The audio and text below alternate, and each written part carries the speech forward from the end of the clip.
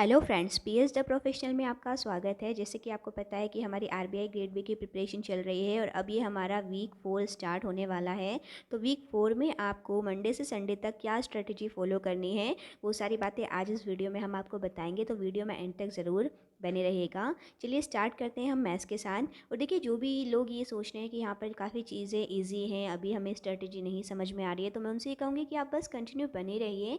देखिए, अभी क्या है कि हमें क्यूआरई स्टार्टिंग में कंप्लीट करना है 3 मंथ्स के अंदर। उसके बाद हम ईएसआई और फाइनेंस शुरू करेंगे। तो आपका क्यूआरई अगर कंप्लीट हो चुका होगा तो उसकी थोड़ी प्रैक्टिस हम करते रहेंगे, और बाद में जो ईएसआई और फाइनेंस हम करने वाले हैं वो बहुत ही इंपॉर्टेंट रहेगा आपके लिए। इसीलिए तब तक वेट करिए और जैसे ये स्ट्रेटेजी चल रही है इसको फॉलो करते चलिए, ठीक है। मैथ्स में आपको इस वीक में क्या करना है, एजेस आपको कंप्लीट करना है। और ये सारी चीज़ें बहुत आसान नहीं है, बहुत मुश्किल है। और अगर ये इतनी आसान होती तो एग्ज़ाम में जाके हम मैथ्स में पूरे नंबर क्यों नहीं उठा पाते, 35 में से 35, 30 में से 30 नंबर्स क्यों नहीं आ पाते हैं? नहीं आते हैं क्योंकि हमारी अच्छी प्रैक्टिस नहीं है, ठीक है।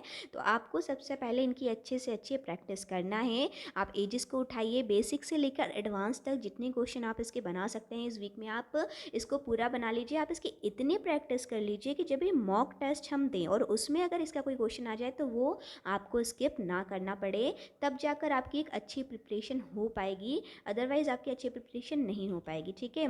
ये करने के अलावा आपको क्या करना है, ऑल्टरनेटिव डे पे 20 सिंप्लीफिकेशन के क्वेश्चन करिएगा, 10 आपको नंबर सीरीज़ करना है और 10 क्वाड्रेटिक इक्वेशन करना है। ये ऑल्टरनेट डे में करना है। इस तरीके से आप वीक में दो दो बार इसे कर लेंगे। तो ये आपको करना है मैथ्स में। उसके बाद हम बात करते हैं रीजनिंग की। देखिए, रीजनिंग में आज एक बहुत ही इंपॉर्टेंट टॉपिक्स हमने रखा है, वो है सिलॉग्स। ये टॉपिक, ये मान लीजिए कि आरबीआई का सिलेबस कितना भी बदला है, बस इस टॉपिक को उसने हमेशा पूछा है और इसको इतना एडवांस लेवल पे पूछा है। अगर 2021 की बात करें, 2021 में जो क्वेश्चन आए थे इसके रिवर्स सिलोजिज्म के आए थे, ठीक है। तो आपको क्या करना है कि इसके सिंपल क्वेश्चन जो बनते हैं वो देखना है, रिवर्स के भी पैटर्न में देखना है, और हर तरीके जो क्वेश्चन आप सिलॉग्स के बना सकते हैं उसको आप हर लेवल पर बनाकर देख लीजिए। इस टॉपिक पर आपको अच्छा परफेक्शन बना लेना है। इसके अलावा आप क्या करेंगे, डेली आपको पजल करनी है, 1 से 2 पजल आपकी डेली होना ही चाहिए।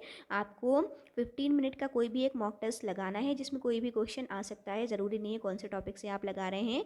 चाहे वो आप बैंकर्स अड्डा से लगाएं या किसी अदर ऐप का यूज़ करें। बैंकर्स अड्डा बहुत अच्छा है, इसलिए मैं हमेशा उसे एडवाइस करती हूँ। मॉक टेस्ट के क्वेश्चन आप बहुत ही अच्छे इसमें लगा सकते हैं, ठीक है। तो आप स्लॉग्स और ये सारी चीज़ें इस वीक में रीजनिंग में कर लीजिएगा। स्लॉग्स बहुत इंपॉर्टेंट है, उसे बिल्कुल अवॉइड मत करिएगा, ठीक है। नेक्स्ट हम बात करते हैं इंग्लिश की। इस वीक में इंग्लिश देखिए क्या करिए, सबसे पहले टॉपिक उठाइएगा एडजेक्टिव। उसके जितने भी रूल्स होते हैं सबसे पहले आप सारे रूल्स को पढ़ लीजिए। उस रूल्स से रिलेटेड कितने क्वेश्चन किस प्रकार से बन सकते हैं आप उन्हें देख लीजिए। वो जो क्वेश्चन रहेंगे जैसे कि ग्रामर एरर के हो सकते हैं, फिलअप्स वगैरह, ये सारी चीज़ें, सारे रूल्स आपको बिल्कुल इससे फिंगरप्रिंट पे याद होना चाहिए, ठीक है। जैसे ही आपने मतलब कोई एक लाइन आई और तुरंत उसका रूल्स जो है आपको क्लिक होना चाहिए कि आखिर क्या इसका रूल है। ये सारे रूल्स बना लेने के बाद जब आप मॉक टेस्ट एक्चुअली देने बैठेंगे और इससे रिलेटेड कोई क्वेश्चन आए तो आपसे बनना चाहिए। इस तरीके से आपको इसे कंप्लीट करना है। और देखिए, आप कितना भी पढ़ ले लेकिन पूरा कभी भी कोई नहीं पढ़ सकता, इसलिए कई लोग ऐसे होंगे जिन्हें ये लगेगा हमें तो आता है एडजेक्टिव, लेकिन नहीं, आपको पूरा आता ही नहीं है। आपको पढ़ना पड़ेगा और बार बार पढ़ना पड़ेगा। हमारा अच्छी प्रिपरेशन तभी हो पाती है जब हम एक ही चीज़ को बार बार पढ़ते हैं। और आपको मेन करना क्या है, इस बार आप ना नोट्स बनाइए, एक कॉपी ले लीजिए या सॉफ्ट कॉपी में बनाइए। इसके जितने भी रूल्स होते हैं ना आपको उसे लिख लेना है और एग्ज़ाम तक उसे बार बार बीच बीच में 2-3 महीने में करें, महीने में करें, बट रिवाइज़ ज़रूर करिए ताकि सारे रूल्स आपको अच्छे से याद हो जाएँ। इसके अलावा आपको 15 मिनट की रीडिंग करना है। रीडिंग के लिए आप कोई पर्टिकुलर ऐप यूज़ कर सकते हैं, न्यूज़पेपर जो है प्रेफर कर सकते हैं, या फिर एडिटोरियल के वीडियोस देख सकते हैं। रीडिंग लेकिन आपको करना ही पड़ेगा। एक मॉक टेस्ट आप लगाइए अड्डा में से, जिसमें से डिफरेंट डिफरेंट टाइप के क्वेश्चंस आपको मिलेंगे। डिफरेंट क्वेश्चन लगाने से भले आपसे बने या ना बने, बट आपको लगाना है। उससे क्या होगा कि आपको क्वेश्चंस को फेस करने का जो है आपका एक एक्सपीरियंस हो जाएगा। क्योंकि जब हम एग्ज़ाम में जाके बैठते हैं वहाँ पैटर्न कुछ अलग ही आता है, कुछ नहीं आता है, हमें कई बार नहीं समझ में आता जब इमीडिएट हम बनाने बैठते हैं। बट आप इस तरीके से मॉक टेस्ट लगाते रहेंगे तो प्रैक्टिस आपकी काफ़ी अच्छी यहाँ पर हो चुकी होगी। और आपको क्या करना है, जो द हिंदू एडिटोरियल है उसकी वो कैब आपको याद करना है। तो एटलीस्ट आप 5 ज़रूर याद करने का अपना टारगेट रखिए, ज़्यादा नहीं तो नहीं नहीं, आप 5 वो कैब भी याद करेंगे तो इंग्लिश में वो कैब का बहुत बड़ा रोल है। रीडिंग आपकी अच्छी होनी चाहिए, वो कैब आपको आनी चाहिए, ग्रामर के रूल्स आपको आने चाहिए। ये 3 चीज़ें अगर आप परफेक्ट कर लें तो इंग्लिश एक ऐसा सब्जेक्ट है जिसमें आप बहुत अच्छा स्कोर कर सकते हैं। प्री से लेके मेंस तक इंग्लिश का बहुत बड़ा रोल है, ठीक है। तो इंग्लिश को सीरियस लेके आपको स्टडी करना है, ठीक है। नेक्स्ट हम यहाँ पर बात करते हैं अब आपकी, तो इंग्लिश को आपको यहाँ पर बहुत ही सीरियसली स्टडी करना है, ठीक है।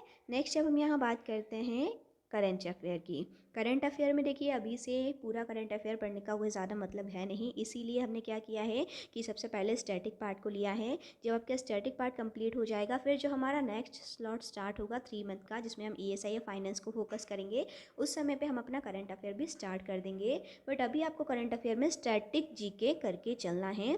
स्टैटिक जीके में इस वीक में जो हमने रखा है टॉपिक वो है आपका नेम ऑफ मिनिस्ट्रीज़।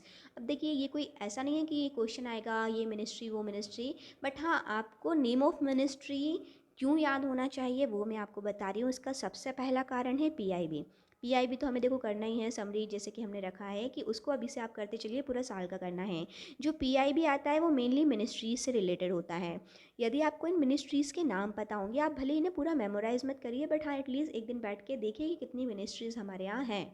जब आपको ये मिनिस्ट्रीज़ के नाम पता होंगे तो PIB की न्यूज़ को समझने में आपको थोड़ा आसानी होगी कि कौन सी मिनिस्ट्री ने कौन सी न्यूज़ लॉन्च की है। प्लस इसके अलावा ये जो मिनिस्ट्रीज़ होती हैं वो हमारे RBI ग्रेड बी के एग्ज़ाम में बहुत इंपॉर्टेंट है। सिलेबस के अकॉर्डिंग हमें समझना होगा कि कौन सी मिनिस्ट्री हमारे लिए ज़्यादा इंपॉर्टेंट है और कौन सी नहीं है। एक बार आप सिलेबस को रीड करिएगा और फिर इन मिनिस्ट्रीज़ को देखिएगा।